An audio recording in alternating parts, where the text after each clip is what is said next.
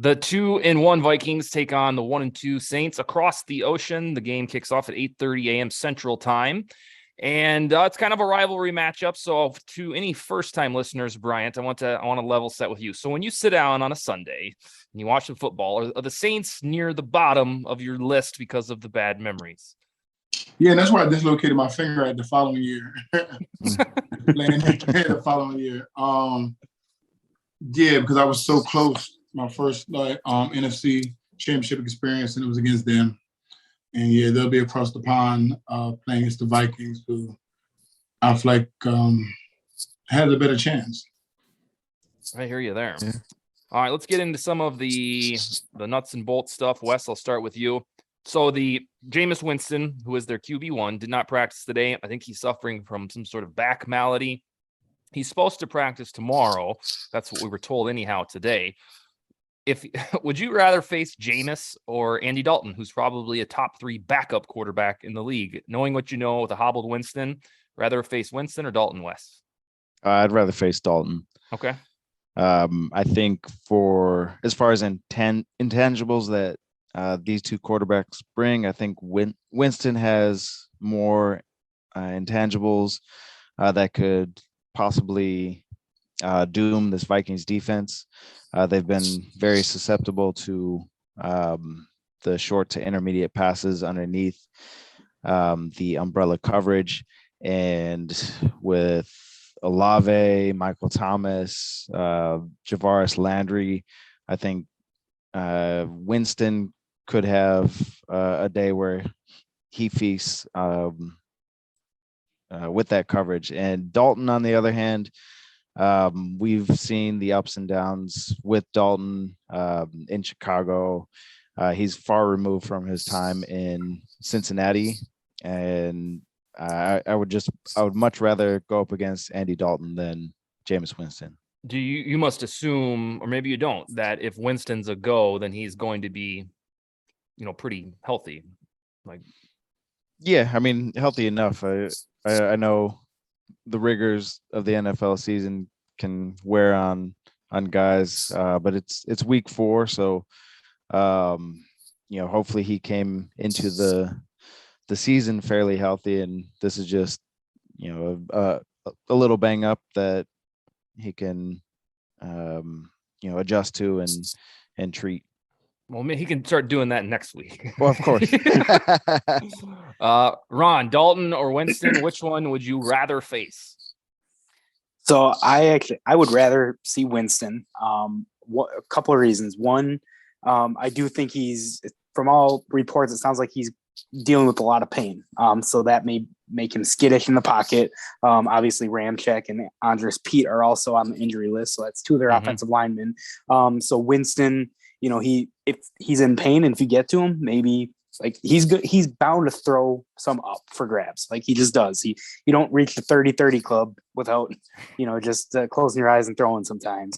The other side of that is with Dalton. What I fear is if Dalton plays, you're going to see a lot more Taysom Hill, and Taysom Hill notoriously, at least with his legs, kills the Vikings, and the Vikings so far to this point haven't shown, again, it was Hurts, but they haven't shown the ability to contain a mobile quarterback. Now, Taysom Hill also can't throw the ball. Sure, he has a good arm, a strong arm, but he's not accurate. So I would much rather see hurt Jameis Winston than that combo that you're going to have to deal with. Because Dalton, yes, while he's one of the better backups in the league, like Wes said, his Cincy days are behind him. But he's still a guy that, we don't do well against backup quarterbacks anyways. So you get these guys that there's not a whole lot of recent film on, and that could be problematic, especially the way what I've been voicing my concern about with our defensive scheme, and how that's kind of been, soft. So I'd rather go against Winston and just get some pressure. With Winston, believe it or not, he's played in the NFC his whole career, and he's only played the Vikings once. It's very, very kind of weird. You'd think by now you'd see him about 2 or 3 times. But the Vikings beat them before they got hot in 2017. They took them down on September 24th, 2017, pretty handily, if I recall correctly. And that was before, the Bucs got good with Brady and whatnot. Bryant, the Vikings are nursing some injuries of their own. Dalvin Cook, Darius Smith, and Andrew Booth didn't practice.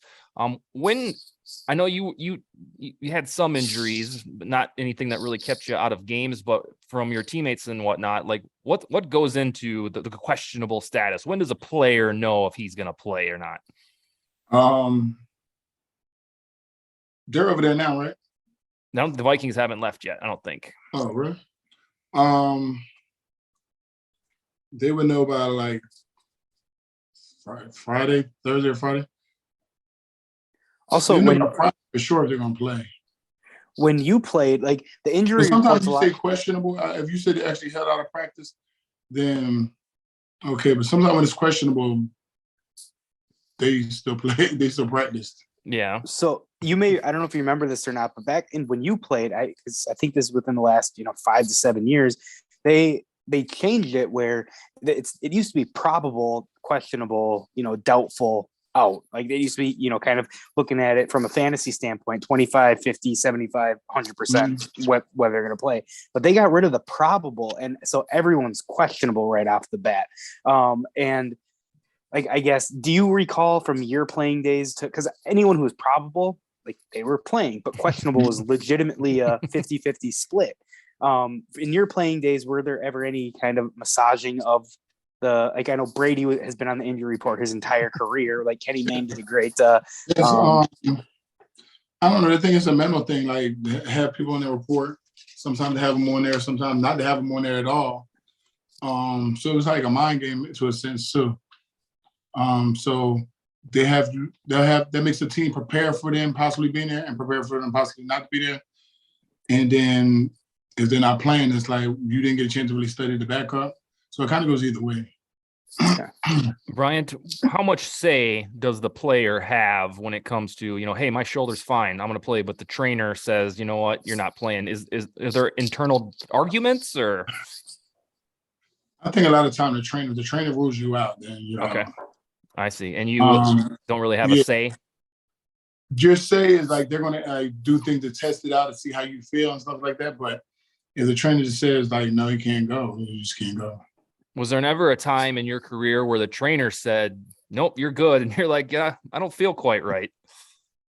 Yeah, when I had to stay in that training room overnight. Remember I told you that story? And you better tell it again. I broke my ankle, and I thought I had a high ankle sprain. It was broken. So we just did those little treatments during the week, and I slept overnight in the training room to heal this ankle that never like fully healed that season. And then, yeah. So I didn't really have no say because I was kind of like misled, but we never did no x-ray that season to find out that it wasn't a high ankle sprain, it was broke. So that's the situation. Yeah. Did you need surgery on that? Okay. Well, I don't know. With the fact that he could tell me years later that it was broken there, who knows? But at that point, a lot of, scar tissue and calcium deposit, whatever, and it filled in by the time. So Wes, the Saints are 1-2 and probably need a win more than the Vikings do if they want to be a wild card team. And, we talked about Jameis Winston already. The defense is pretty good. Usually the offensive line, when it doesn't have dudes on the injury report, is good. What scares you, Wes, about these 2022 Saints led by Dennis Allen?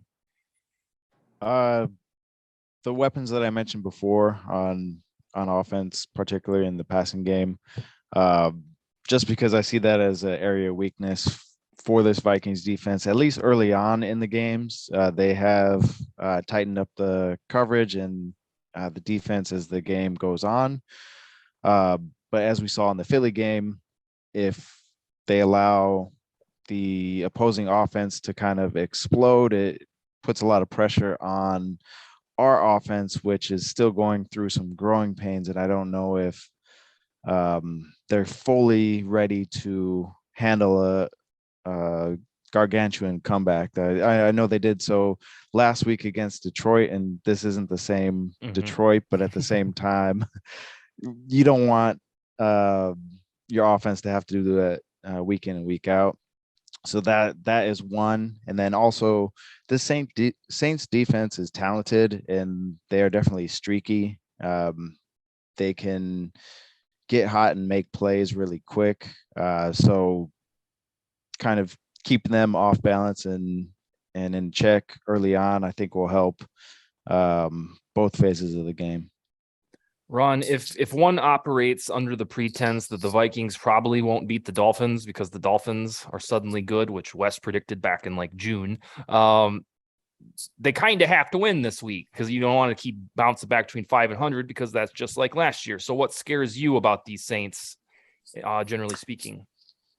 It's Wes alluded to it, those weapons that they have on the outside, like Chris Olave is, really starting to come into his own. And obviously Michael Thomas and Jarvis Landry, you know what they are. They're consistent, Pro Bowl caliber players. While, they may not be at the top of their game, they're still going to pose problems for our cornerbacks.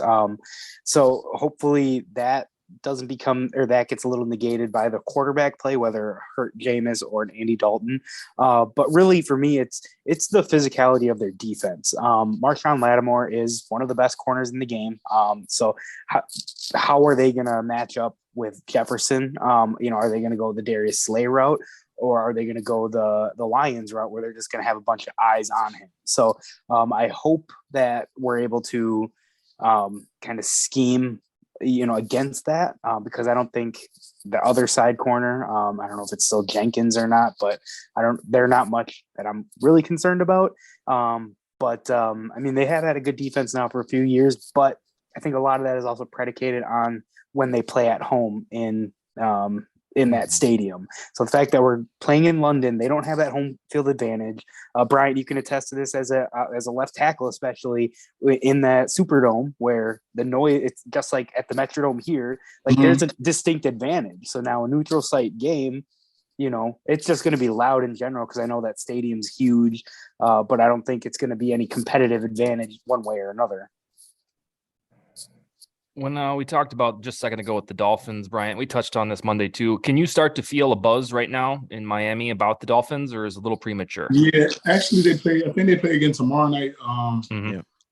Right, they play Cincinnati. It is, and if they win this, and the buzz will continue to keep going, and then also you see the fans in the stadium become packed, because that's how Miami does. It'll start to be a buzz then. And the city will start to really rally behind them, and then you'll start seeing more celebrities at the game and all that type of thing. And the Dolphins haven't been good or started off this well in a while, so it does bring some excitement back to the city. And this is a city that I can't say is always a football city. They have their certain diehard fans, but more people are starting to come out when they know the team is winning and doing well. Wes, tell us what you saw early on about the Dolphins that the rest of the world is now finding out. Yeah, once they added Tyreek in the offseason, just with Tyreek and Waddle, they both had a high percentage of win rate off the line of scrimmage, which helps create separation early on.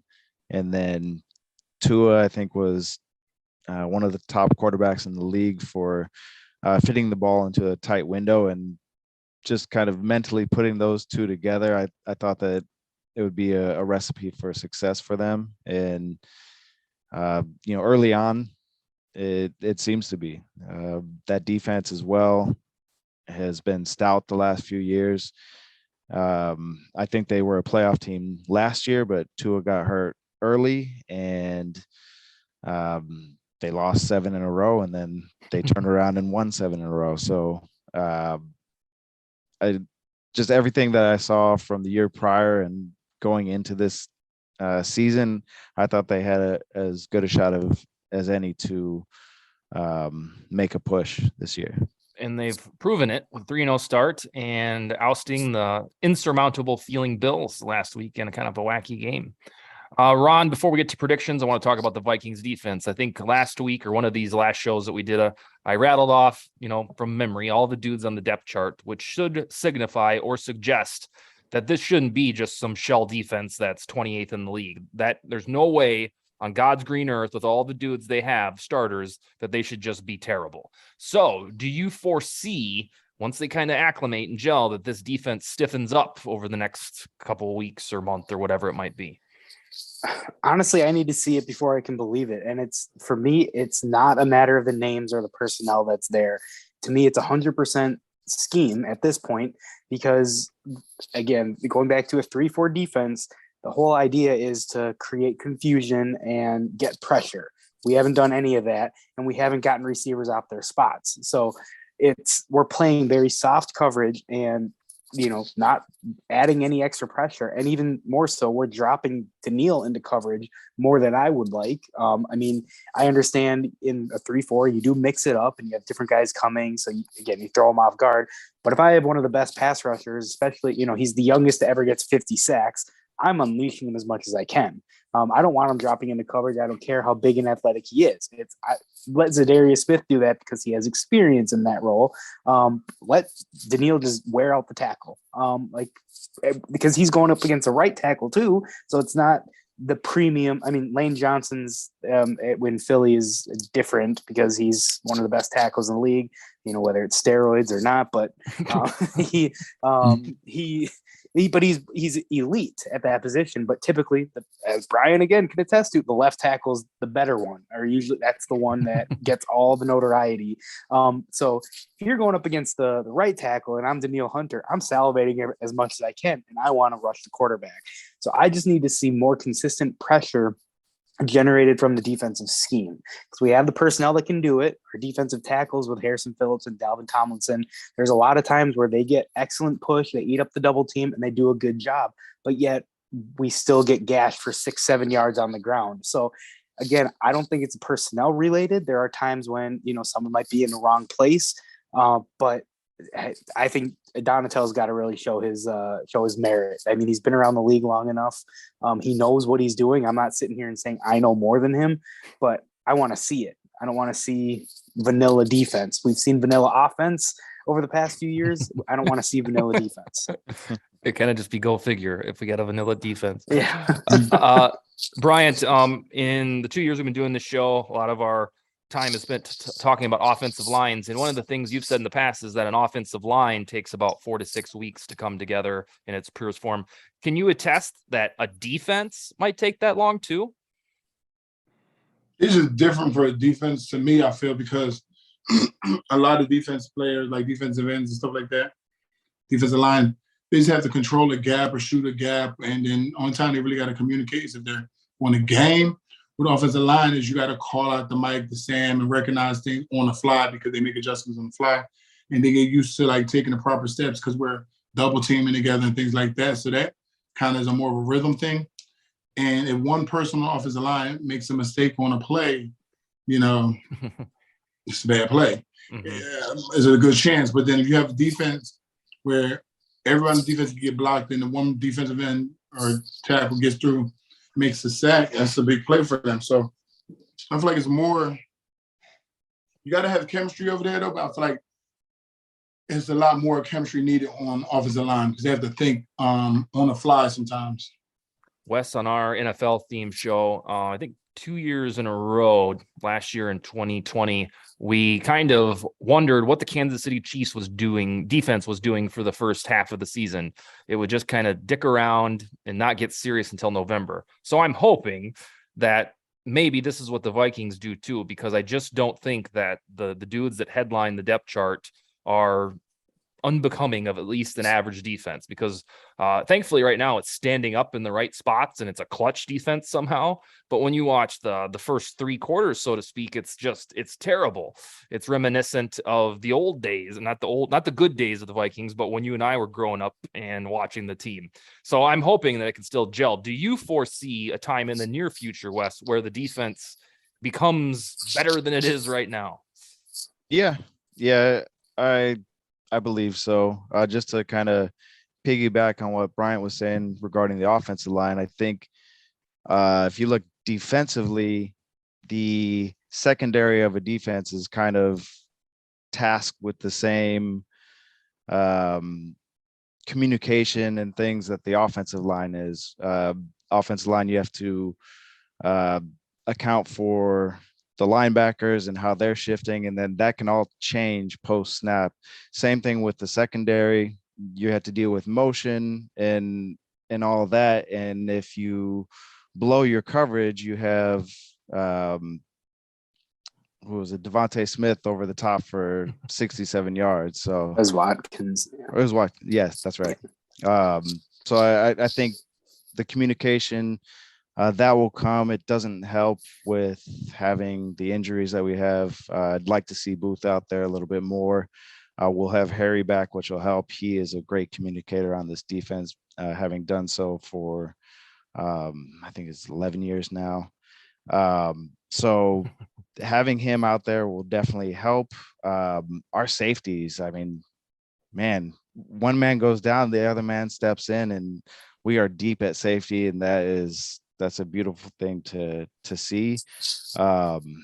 Just need to see it all come together and gel. So I think over the course of a couple of these games, that should happen. You know, the weird thing about that safety thing, Wes, it's really just, it feels like a Vikings thing because it's been that way, whether it was Anthony Harris coming up, Sendejo looking better than he really was, Cameron Bynum last year, Metellus. It's like whoever goes in there is destined to at least have a good game and usually parlay it into a good season. Yeah. And going back even further back, Brian Russell came in and led the league Yeah. in picks one year. And, Willie Offord had some good games out there. And, Jamarcus Sanford came in and, was a tackling machine. So, yeah, we've always, since my days of remembering Robert Griffith growing up, it's never been a true weakness. Cornerback, on the other hand, we had years where that was awful. Yeah, it's like we made a deal with the devil or something because that has been a problem. I wanted to note one thing. Kirk Cousins has been to London twice. I was on a show for New Orleans WLL radio, and they asked me if we should have the same fears about Cousins in prime time about Cousins going to London. And he's been there once. He threw for a career high 458 yards, and the Commanders tied the Bengals, which is a very Kirk Cousins little paragraph I just put together there with all of the juicy numbers and the tie. Let's get into our prediction segment. Ron, you can probably appreciate this. When we were about to play the Eagles, there was no doubt in my mind that I was going to pick the Eagles because of their offensive and defensive trenches. I've thought about this one all week, and I've settled on the Vikings mainly because Jameis is banged up. And I think that the Vikings or the Eagles are a much better team than the Saints were. But I'm not confident like I was last week when I was going to pick the Vikings, was almost wrong. But I think I'm going to settle on the Vikings 24-21. Ron, what is your prediction and why? I got Vikings at 27 and the Saints at 20. I think there's going to be some give again with Davenport's on the injury list and some of the other guys. Like, again, I think it'll be treated different with some of these injuries because it is in London and because of the travel, because of just all those factors. So I think that bodes well for the Vikings in the sense that they are the healthier team at this point. And then Jameis is going to give you multiple chances for picks. I think the Vikings, if they capitalize on those, they'll be able to put the offense in good situation to put up some points. So, what did I say? 27-20 or somewhere around there. Yeah, we'll take that. Bryant, you were correct last week. You picked the Vikings in a close game, and bada bing, the Vikings won in a close game. What do you got for week 4, Saints Vikings in England? I think it'll be a close game again. I'm going to say 20-24. I just think it'll be like a dogfight out there. I don't think it'll be like much separation. I think the Vikings will be able to take advantage of not having to deal with that crowd noise in New Orleans. So that's why I said this is a game that they need to win because it's supposed to be an away game for them anyway. So take advantage and win this game. And then a reminder to everybody that's listening and everybody on the show to get up early because that game is not a traditional, what we call noon games in the Midwest. It is an 8:30 a.m. Central Time. So, Bryant, that'd be 9:30 for you, sir. NFL Network, I think, for most folks. Wes, I'm kind of curious to where you go here. Usually I can get a drop on what you're thinking, and I don't know what you're going to predict for this one. I will be up at 6:30 watching this thing on the West Coast. I actually love when these games happen because, 6:30 come and goes. I'm barely awake by the time the game ends, and I'm ready to go about with my day. And is that watching 12 hours or more football, or is that going to be productive husband stuff? Oh yes. All right, 12 hours of football. I am going to echo what Brian said, 24-20 Vikings on this one. The defense continues to tighten in the second half. They don't allow a fourth quarter score for the fourth consecutive game. And they continue to build off that. So 24-20 Vikings. And if that happens, and Wes is correct, and he's pretty damn good with these predictions, then we'll really start to bang that drum about not allowing points in the fourth quarter, because they have allowed through 3 games 0 fourth quarter points, and 4 games would signify a serious trend. And it's such a change of pace from last year when that was the kryptonite, was the situational defense. So, all right, Bryant, any closing arguments from you, sir, until we log off until Monday? I'm just wondering, when do they travel? They did this tomorrow. Yeah, they did this very strange compared to how other teams did it. They basically treating it kind of like a road game, like like an average road game to the Kansas City or something. So yeah, I believe they leave tomorrow, and I think usually when teams go to London, sometimes they almost go the whole week, but not these guys. So. Okay, yeah, that's all I was concerned about, was when they leave. Yeah, me too. Because you got to adjust to the time. Yeah, right. Wes and I went to Hawaii together this summer, and we didn't do anything like go work and play football. However, you had to get used to that, and it took damn near 3 days. So, all right, we'll be back Monday with Sal Spice. She will be on or I guess kind of what we call a post-game show. Wes, where can we find you on Twitter, sir? At Wesley A. Johnson. Awesome. And then he and I also record the Trend Zone, NFL Trend Zone show, which will probably be out later tonight. All right, that's all we got. We'll talk to you guys after Vikings Saints on Monday evening. Skol, baby. And also, well, Sally's not here, but happy birthday, Sally. Happy birthday, Sally. So. My bad. Yep. And just a tidbit, I will probably be back next Monday with you guys. Sally, she's going to be in San Francisco, actually. So we're going to meet up for the Monday Night Football game, and we'll do a little co-op. Oh, perfect. All right. Okay. So we'll have a crowded room, but for the better next Monday to break down hopefully a 3-1 football team. There we go. All right. Later, Perfect. gentlemen. Later. Okay. All right. Take it easy. Have a good